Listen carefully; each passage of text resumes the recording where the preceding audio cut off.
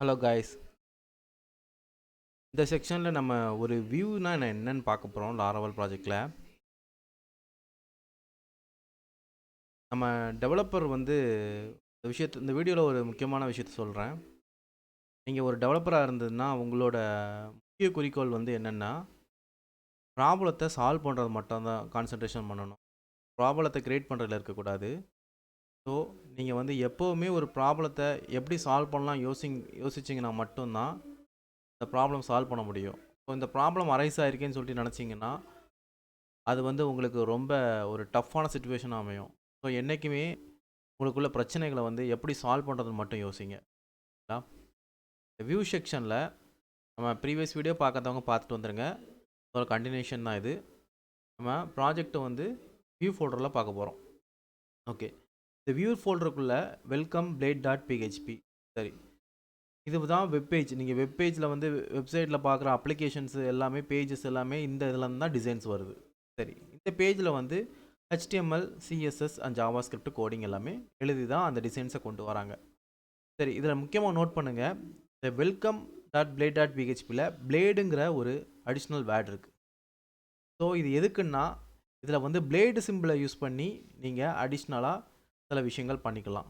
So அதுக்காக தான் இந்த பிளேடுன்னு கொடுத்துருக்காங்க. நீங்கள் பிளேடு இல்லாமல் .phpன்னு கொடுத்தீங்கன்னா உங்களால் நார்மலான PHP ஃபைலில் வந்து ஒரு வெப் அப்ளிகேஷனை உங்களை க்ரியேட் பண்ண முடியும். ஆனால் பிளேடு சப்போர்ட் பண்ணுற எந்த ஒரு சின்டெக்ஸையும் நீங்கள் இதில் யூஸ் பண்ண முடியாது. எக்ஸாம்பிளுக்கு பார்த்தீங்கன்னா இந்த மாதிரி பிளேட் சிம்பிள் வரும். ஸோ இந்த சின்டெக்ஸை வச்சு சில வந்து இந்த வெப்சைட்லேருந்து சில ஃபங்க்ஷன்ஸை நம்ம கால் பண்ண முடியும். அந்த செக்ஷன் வரும்போது அது எப்படின்னு சொல்லிட்டு நான் உங்களுக்கு சொல்லித்தரேன். ஸோ இதில் வந்து இந்த .பிளேடோட ஃபைலோட முக்கியமான விஷயங்கள் என்னென்னு பார்க்கலாம். இதில் பார்த்தீங்கன்னா நீங்கள் இஃப் கண்டிஷனை வந்து நார்மல் PHP ஃபைலில் இஃப் கண்டிஷனை வந்து டேக் போட்டு அந்த டேக்குள்ளே நீங்கள் வந்து கண்டிஷன்லாம் கால் பண்ணுவீங்க. இந்த ஃபைல்லையும் அப்படி பண்ண முடியும். ஆனால் நம்ம பிளேடு யூஸ் பண்ணுறதுனால அது நம்ம சிம்பிள் போட்டு இஃப் கண்டிஷனை நம்ம கொடுத்தோம்னா அந்த கண்டிஷன் வந்துடும். ஸோ இதுக்குள்ளே நீங்கள் நார்மலாக PHPக்குள்ளே என்ன எழுதுறீங்களோ அதேமாதிரி நீங்கள் எழுதிக்கலாம். இஃப் கண்டிஷனாக இருந்தாலும் சரி, ஃபார் லூப்பாக இருந்தாலும் சரி, ஃபார் ஈச்சாக இருந்தாலும் சரி, இந்த மாதிரி இந்த பிளேட் ஃபைலில் எழுதிக்கலாம். சரி, இந்த பிளேடு ஃபைல் மெயினாக வந்து இந்த பிளேடு இருக்கிறதுக்கு காரணம் என்னென்னா ப்ரீவியஸாக இருக்கிற PHP ஃபைலோட கம்பேர் பண்ணும்போது இது ஈஸியாக எக்ஸிக்யூட் பண்ணுற மாதிரி டிசைன் பண்ணுற வைக்கிறதுக்கு தான் இதோட மெயின் கான்செப்ட். ஸோ அது எப்படின்னு சொல்லிட்டு இப்போ இந்த வீடியோவில் அந்த பேசிக்ஸ் மட்டும் பார்ப்போம். மற்ற விஷயங்கள் எல்லாமே ஃப்யூச்சரில் நமக்கு தேவைப்படும் போது அந்த கோடிங் எப்படி எக்ஸிக்யூட் ஆகுதுன்னு சொல்லிட்டு உங்களை காமிக்கிறேன். சரிங்களா? இப்போ இதெல்லாம் வந்து நான் வந்து ஒரு வெப்பேஜ் கிரியேட் பண்ண போகிறேன். HTML கொடுத்துருக்கேன். அதுக்குள்ளே டைட்டில் கொடுத்துக்கலாம். டைட்டில் கொடுத்தாச்சு. அதுக்கு கீழே பாடின்னு ஒரு கண்டென்ட் கொடுத்துக்கலாம். பாடின்னு ஒரு கண்டென்ட் கொடுத்து சரி, ஓகே. இந்த பேஜை வந்து எனக்கு மல்டிபிள் பேஜில் வந்து ஒர்க் பண்ண வைக்கணும் அப்படிங்கிறது தான் இந்த பிளேட் ஃபைலோட கான்செப்ட். ஸோ இதனால் என்னென்னா கோடை வந்து நீங்கள் ரொம்பவே கம்மியாக எழுதி நீங்கள் ரீயூஸ் பண்ணிக்கலாம். அது எப்படின்னு பார்த்தீங்கன்னா இந்த இடத்துல சிம்பிள் போட்டு எல்டுன்னு கொடுத்துட்டிங்கன்னா இதுக்குள்ளே ஒரு வேர்டு கொடுக்கலாம். இதில் டைட்டில்னு கொடுத்துக்கலாம். சரி, இதில் டைட்டில்னு கொடுத்தாச்சு. இப்போ பாடி கண்டென்ட்குள்ளே அதே மாதிரி சிம்பிள் கொடுத்து எல்டுன்னு கொடுத்து இதுக்குள்ளே பாடின்னு நம்ம கொடுத்து சரி, ஓகே. இந்த இதை நம்ம கொடுத்தாச்சு. இப்போது இந்த ஃபைலை வந்து நம்ம இன்னொரு ஃபைலை வந்து எக்ஸ்டெண்ட் பண்ண போகிறோம். அது எப்படின்னு பார்த்தீங்கன்னா வியூ ஃபைலுக்குள்ளே ஒரு புது ஃபைல் க்ரியேட் பண்ணுறோம். அதில் first.blade அந்த மாதிரி நேம் நீங்கள் உங்களுக்கு என்ன நேம் வேணுமோ அந்த நேம் கொடுத்துக்கோங்க. நான் first.blade.phpன்னு அந்த ஃபைல் நேமே நான் கொடுத்துக்கிறேன். அதே மாதிரி பார்த்தீங்கன்னா நான் இன்னொரு ஃபைலை க்ரியேட் பண்ணுறேன்.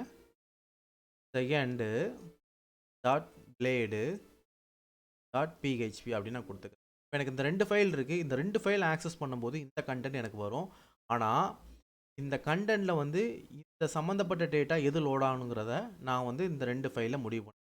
அது எப்படின்னு பார்த்தீங்கன்னா ஃபஸ்ட்டு ஃபைலை நான் நான் என்ன பண்ணுறேன், முதல்ல இதில் எக்ஸ்டெண்ட் பண்ணேன். அந்த file name welcome file. So welcome ஃபைலை நான் எக்ஸ்டெண்ட் பண்ணிக்கிறேன். இப்போ நான் என்ன பண்ண போகிறேன்னா இப்போ எனக்கு அந்த வெல்கம் ஃபைலில் இந்த இடத்துல என்ன ஷோ ஆகுங்கிறத நான் வந்து இந்த ஃபைலில் நான் கொடுக்க போகிறேன். சரி, அது எப்படின்னு பார்க்கலாம். அதில் எனக்கு இந்த வெல்கம் நான் இந்த எக்ஸ்டெண்ட் பண்ணும்போது இந்த வெல்கம் பேஜில் உள்ள எல்லா கோடுமே எனக்கு இந்த இடத்துல இம்போர்ட் ஆயிரும். அந்த பர்டிகுலர் எல்டுங்கிற இடத்துல எனக்கு வேறு வேர்ட் ரீப்ளேஸ் வரணும் அப்படின்னா நான் என்ன பண்ண போகிறேன்னா அட் சிம்பிள் கொடுத்துட்டு செக்ஷன்னு ஒரு டெக்ஸ்ட் இருக்குது. அதில் நான் என்ன பண்ணுறேன், அந்த செக்ஷனில் டைட்டில் கொடுக்குறேன். அந்த டைட்டிலில் this is my first page அப்படின்னு நான் கொடுக்குறேன். சரிங்களா? சரி, இப்போ நான் கொடுத்து முடிச்சு. ரெண்டாவது நான் என்ன பண்ணுறேன்னா அதே சிம்பிளை யூஸ் பண்ணி செலெக்ஷனில் நான் இதில் வந்து பாடி கண்டென்ட் கொடுக்குறேன். இதில் வந்து பார்த்தீங்கன்னா அட் செலெக்ஷன் எண்டுன்னு நான் முடிச்சுக்கிறேன். எண்டு செலெக்ஷன் இந்த மாதிரி நான் முடிச்சிட்டேன். இந்த மாதிரி நான் முடிச்சிட்டேன்னா எனக்கு அந்த பாடி செக்ஷனுக்குள்ளே என்ன நேம் வேணுமோ அதை நான் கொடுக்க போகிறேன். சரிங்களா? இதுக்குள்ளே வந்து ஃபஸ்ட்டு டெக்ஸ்ட்னு நான் கொடுத்துக்கிறேன். சரிங்களா? ஸோ இப்போ நல்லா கவனித்து பாருங்கள். இப்போ நான் வந்து ரவுட்டிங் பேஜ் ஆக்சஸ் பண்ணும்போது எனக்கு வெல்கம் பேஜ் எனக்கு ஃபஸ்ட்டு ஆக்சஸ் ஆகும். நான் அதுக்கு பதிலாக என்ன பண்ண போகிறேன்னா ரவுட்டிங் பேஜில் எனக்கு இந்த ஃபஸ்ட்டு பேஜ் ஆக்சஸை நான் மாற்ற போகிறேன்.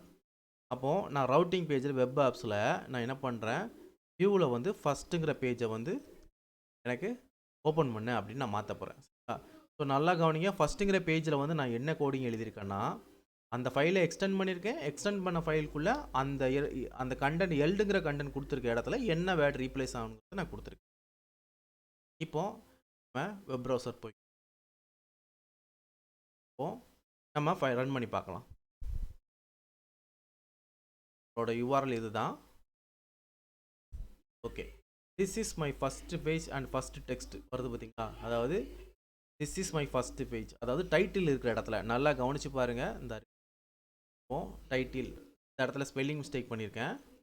ஸோ இதை நம்ம கரெக்ட் பண்ணிக்கலாம். இப்போ எனக்கு இந்த டைட்டில் கொடுத்தோன்னா எனக்கு இந்த இடத்துல ஷோ ஆகணும். சரிங்களா?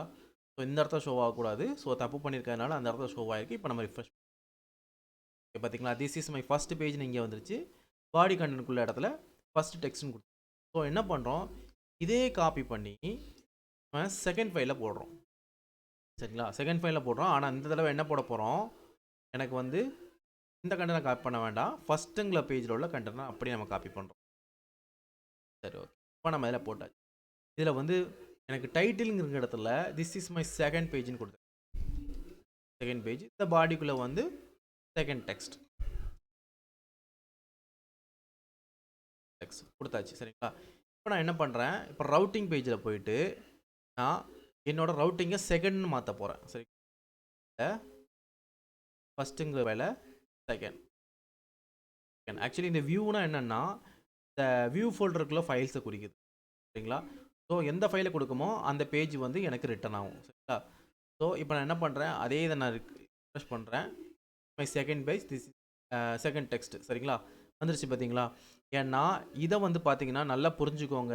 இது வந்து மெயின் ஃபைலு. இந்த ஃபைலை நம்ம இந்த 2 ஃபைலையும் இம்போர்ட் பண்ணியிருக்கோம். ஆனால் தேவைக்கு ஏற்ற மாதிரி அந்த டெக்ஸ்ட் கண்டென்ட்டை மட்டும் நம்ம மாற்றிருக்கோம். இதுதான் லாரவலோட ஸ்பெஷாலிட்டி, பேசிக்கான ஸ்பெஷாலிட்டி. ஸோ இதை வந்து நல்லா தெரிஞ்சு வச்சுக்கோங்க. ஏன்னா காம்ப்ளிகேட்டட் வெப்பேஜ்லலாம் இது வந்து கோடை வந்து ரொம்ப கம்மியாக நீங்கள் யூஸ் பண்ணி நீங்கள் ஈஸியாக நல்லா பெர்ஃபார்ம் பண்ண முடியும். ஸோ இந்த பிளேடு ஃபைலுக்குன்னு சொல்லி நிறையா ஸ்பெஷல் சின்டாக்ஸ்லாம் இருக்குது. ஸோ அந்த செக்ஷன் வரும்போது நம்ம அதை பற்றி நம்ம தெளிவாக பார்க்கலாம். இப்போதைக்கு இந்த பேசிக்காக அந்த விஷயத்தை தெரிஞ்சுக்கோங்க. நெக்ஸ்ட் வீடியோவில் சந்திக்கலாம். Bye guys.